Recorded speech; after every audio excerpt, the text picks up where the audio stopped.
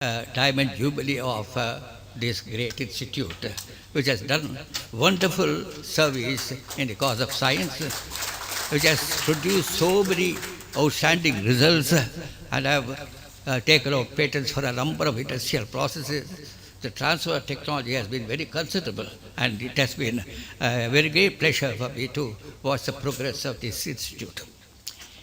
Before talking about marinology, for which purpose I came here, I would like to mention some historical facts about this institute. Now, first slide. The institute was called Central Salt Research Institute at the beginning, with Dr. Mata Prasad as the first director of this institute. And it was subsequently changed to Salt and Seaweed Research Institute for a very short time. I saw an advertisement from this institute calling for a scientist to be in charge of the seaweed division. But for some reason, I don't know what happened, it was changed again to Central Salt and Marine Chemicals Research Institute. That is a study of the early history of this institute. And the marine algae division itself, next slide please, was formed not so early, but even before the marine algal division was formed, the first algal work in this institute was on a pilot scale cultivation of chlorella, which is a green alga. Most people think chlorella is purely freshwater in origin, but there are marine species also of chlorella. Now this happened because, next slide, Dr. Kappanam, who was the second director of this institute, attended an international symposium on algology in New Delhi in 1959. I was also present there at that time, though I didn't know him very well. But he was very much impressed by a presentation by a Japanese scientist, Tamiya, who described the process of cultivation of chlorella and make it a commercial success in Japan. He was so impressed that he wanted to try it here in this institute. It was purely a thing of curiosity. I got hold of two young scientists. Dr. Iyengar is here today. He and another chemist, is that Sitakar Rao? Yeah. No, yeah. See, they were interested with the cultivation of chlorella. They isolated the species of chlorella from the garden pond of this institute. And they took it up to a pilot scale. And they reported the result in the form of a paper published, I believe, in Revue Algologique, which is a French journal. And in that article, they had claimed that they could get 12 grams of dry chlorella per cubic foot of water. I read that paper and I found that it's a remarkable result. Although probably the authors didn't realize that, because the maximum yield that was ever achieved, even by Japanese workers, was only 8 grams. So I thought here is a very wonderful chance of establishing chlorella cultivation plants so that we can make use of it for better discussion. This is, by the way, at that time I never believed that I am going to be in this institute myself. That was somewhere in 1962 or so. Then the algology division was formed. Next one. Division of algology started with Dr. Francesca Tivi. She was a very wonderful worker. I had known her personally. For several reasons we were close together, because she was a classmate of my uncle. They did both did botany BSc Honours in Madras Presidency College, and they had maintained their friendship for a long time. And she started as a lecturer in Women's Christian College in Chennai, and she went to the States, worked with a very outstanding alcoholist that year, it was W.R. Taylor. She came back with a PhD. Unfortunately, she was held up in United States for about 6 years because it was during the war she went there. And so when she came back, she was looking for a job outside the college because she was not very happy in the college, or she felt the salary was too low and so on. Then she took up work at Central Marine Fisheries Research Institute, which was then stationed at Mandapam, and she did a lot of yeoman work. Of her work, I should say, she made extensive collections of marinology, prepared herbarium sheets, deposited in CMFRA. Second, she took up a survey of more economically important seaweeds, and she found that Gracilarea is a good source of agar, and started doing work on agar production on a cottage industry scale. She never believed that agar industry can be a very big one in this country. She thought only cottage industry should be there. She developed a method, and with outstanding results, because I had personally seen her product. It was comparable to anything in the world. That is the type of patient what she did. But a cottage industry style of working with agar producing algae is laborious, takes a long time. Probably it took her about a week or so to get the product from the seaweed. So that was the situation. Then she had soon to retire from CMFRA, and when she retired from there, Dr. Kappada got her to this institute. And the alcohology division, I believe, was formed in 1963. And already she was a superannuated person, so she could not stay with the institute for a longer time. She had to give up to somebody younger. And then came an advertisement of the position. I was not aware of it also. I didn't apply for this post for a very long time. One day she turned up in Chennai, came to me, said, "Why don't you apply for this?" There was hardly about 10 days for the last date for application. I was very doubtful whether my application reached the authorities in time, seeing how the government machinery works. At that time, I was working in the College of Engineering, Guindy, where I was teaching microbiology. And if my application has to reach Delhi in time, it has to go to the principal of the college, to the director of technical education, from him to director of collegiate education, where my original service was, and then to the secretary to government of Chennai, and then it has come to Delhi. So such a long route. I was doubtful, but fortunately it had reached the destination in time, and I was called for interview. That is how I came into this institute. Next one. When I joined the institute, Dr. Datar was the director of the institute. Of him I have very great admiration because he was a scientist man, first of all. He will defend the scientists against anything. There will be quite a lot of conflict between the administrative office and the scientists working. And whenever such things come out, Datar used to side with the scientists and argue for him. And his policy was to justify whatever is being done by the scientists in the institute. That is a type of man he was. And he gave me absolute freedom in doing whatever I wanted in this division of alcoholism. And that is something which I appreciate very much because I had my own ideas of development and so on. But next one, on retirement of Mrs. C.V., Krishnamurthy took over. Next one.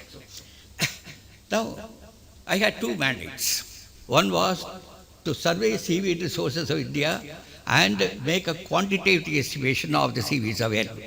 Second, cultivation of economically important seaweeds. These were the mandates given to me. So I tried to do something. Next one.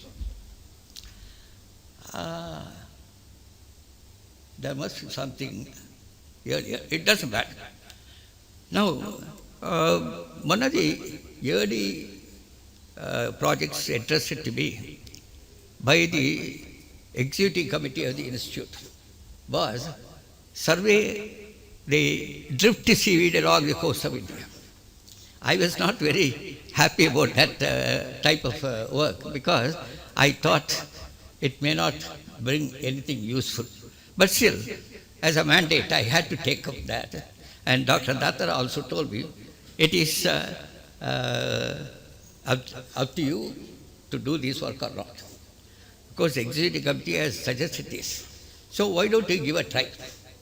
So I organized a drift seaweed survey all along the coast of India, wherever seaweeds were drifted ashore.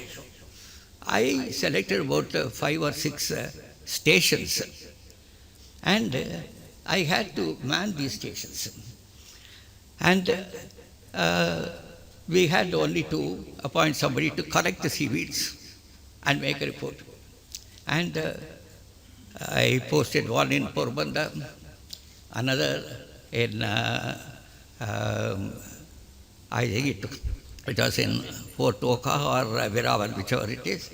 Then I had one in Karwa, or in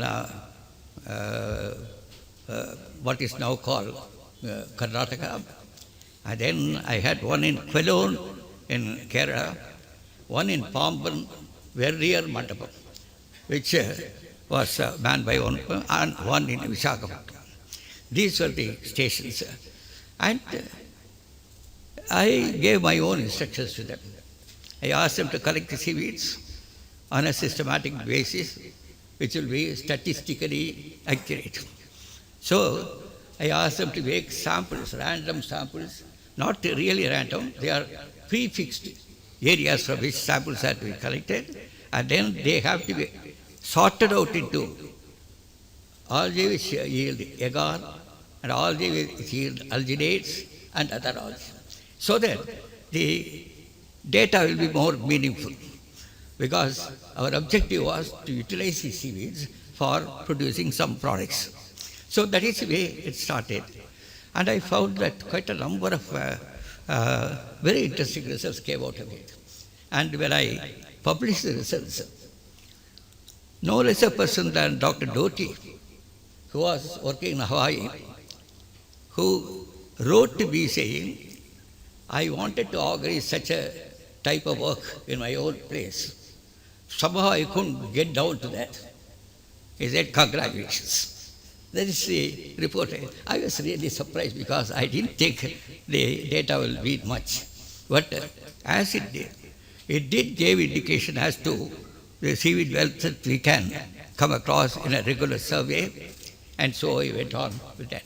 Next one, yes, the previous one.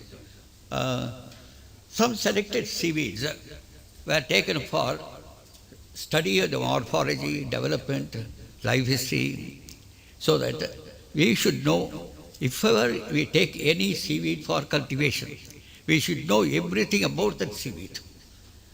First basic study has to be it. So I started my research assistants to do this type of work. Number of seaweeds are next one. So these are all seaweeds which are taken up for work. Next. Drift seaweed, I just placed it there behind. So these were the places, Porbandar, Quellon, Idintakare.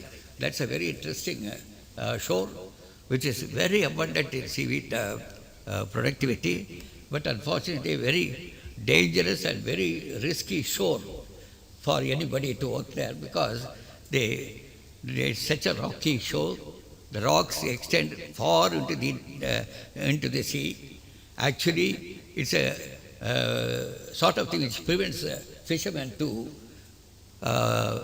do their work within the zone. They have to go long into the sea for getting any catch.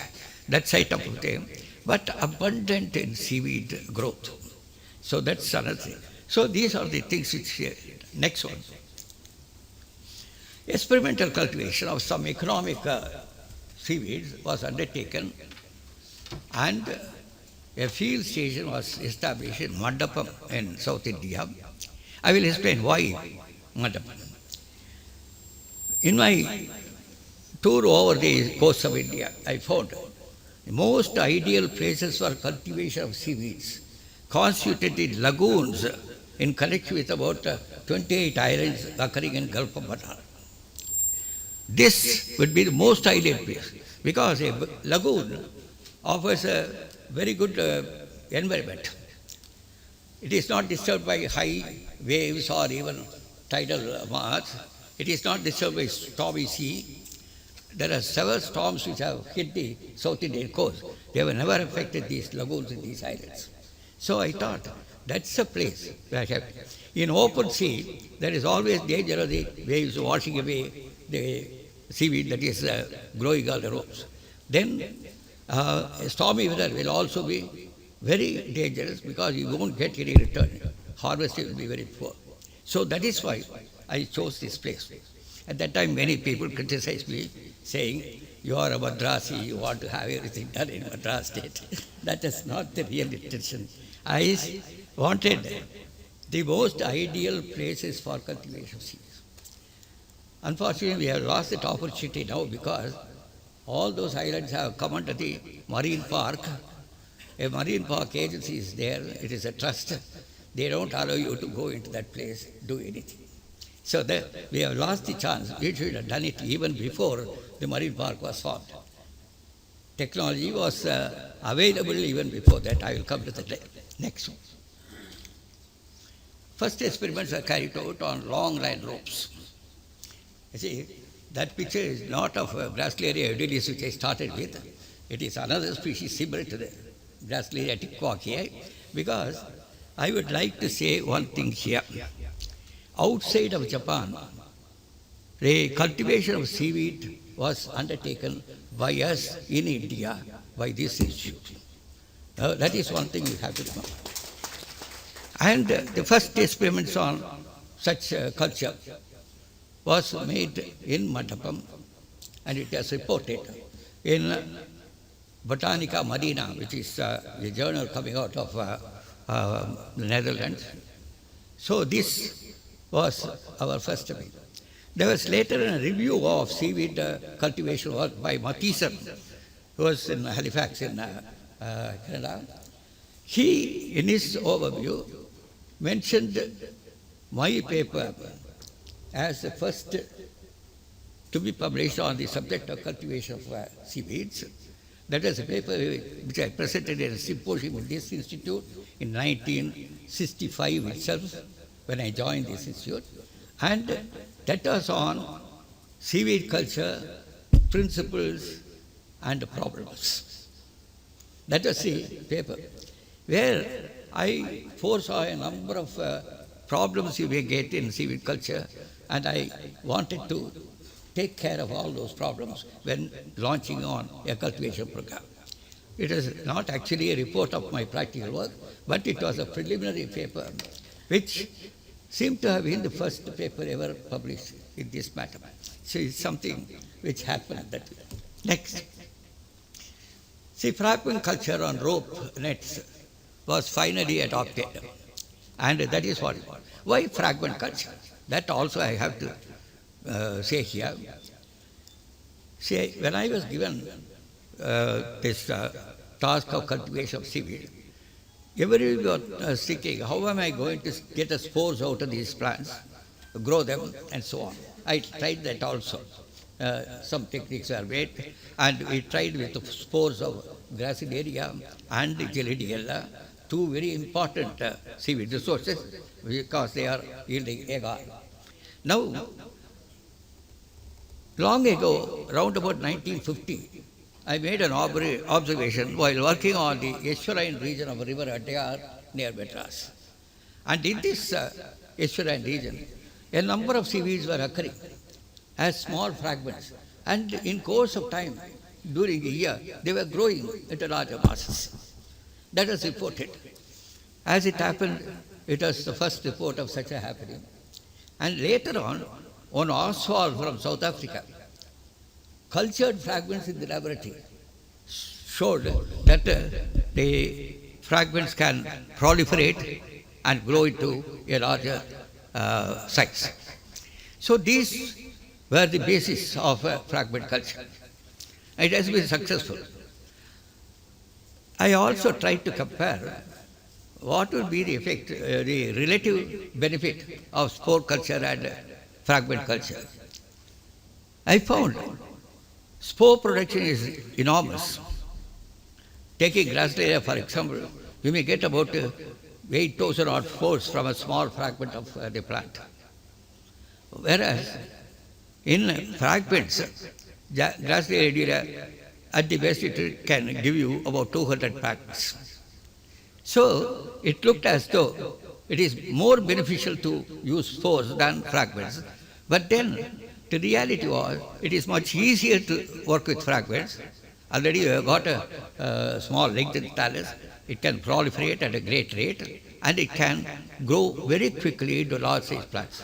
Whereas a spore will take a longer time to achieve the same mass. That is why fragment culture was taken up and that was established, and probably it was a forerunner of all other organizations in India who have been attempting culture of seaweeds. So this institute has been a pioneer in culture of seaweeds in India. It is next only to Japan in attempting culture of seaweeds. So that's something I want to emphasize because we can take credit for this. Next one. Now, latest after Grassleyria and Geladiella, the next most important alga to be cultured, not in my time but much later, was Kappa ficus. And the work was done by one of my old students who was a scientist here, O.P. Mayer. He is not here today. He is a very patient, very slow but very patient and very methodical in his work. And I used to appreciate the way he was attempting all problems interested to him. I have to mention that here because I did feel that he was one of my best scientists who had worked in this institute. Now many other chemicals have been, not only agar, algin production was happened. See, many other investigations have gone in extracting useful material from algae. They were all coming after I had left the institute, so I am not mentioning much about them. Now, next one. See, this is another aspect, liquid seaweed fertilizer. I think Dr. Ramarao was the first one to start doing that, and he tried some experimental work with that and found that it was quite efficacious. My own appreciation of liquid seaweed fertilizer is that they are very good for vegetable crops and flowering plants, see, garden plants and so on. About crop plants, I have my own reservation because the method of applying liquid seaweed fertilizer for crop plants is not yet perfect. They say you can spray. Leaf spray is something which can be attempted, but whether it will be properly done over a large area or a crop plant and so on. They have tried crop plants also in pot cultures and shown but when it comes to practice, you have to know how you are going to apply the fertilizer. That is the most important. That type of work has not been done to my knowledge even today. Yes. Next one. Even before I came into the picture, this institute had been trying to perfect industrial scale production of seaweed products, agar alginates. They didn't attempt carrageenan, but agar and alginate were found, and they scaled up Mississippi's cottage industry style of production into an industrial style. See, she was taking about a week to get the products from the seaweed, whereas it could be done within 24 hours in the process developed here. I very much remember A.V. Rao, who was the scientist in charge of this project, and he had done all these things successfully. And later on, A.V. Rao was able to transfer his technology to various industrial establishments, not necessarily in India, and outside India had been traveling and doing this, which I have been very happy to see that things like that are happening. Myself, I am a fundamental botanist. I didn't want to go into the industrial side, but there was somebody here who was able to do that and get this type of development. Now, next one. What's the future? See this? Now I want to mention here, from the beginning, see, there is a 15-year perspective of the Algal division, which was prepared when the division was formed. That was in 1963. According to that 50-year perspective, the Algal division should develop into an independent research institute. See, that's, I don't know how many of you are aware of that. Probably Dr. Ghosh will know about it because he is having access to all these records. That is one thing which you have to. Now it is 51 years, reverse of 15. That has passed, and yet that objective has not been reached. Now why? You have to think hard about it. See, Dr. Ghosh will excuse me if I am a little critical of certain things which have been happening. One is this, the methodology for cultivation of seaweeds was developed between 1968 and 70. That was a time when I had to leave the institute and go back to my old profession of teaching. And at that time, I sent in a report about the status of the work, and I also suggested that we should have a model seaweed farm prepared so that it can be shown to people who are interested, and entrepreneurs can be invited to and encouraged to produce seaweed farms. That is one thing. Second thing was, I had suggested our own building in Mandapam. Of course, it has come about, not during my time, but at least later on, as a place of functioning of thing. And there are quite a number of other developments which should have been made in course of these days. In 1970, the process was available. This is something which I want you to remember.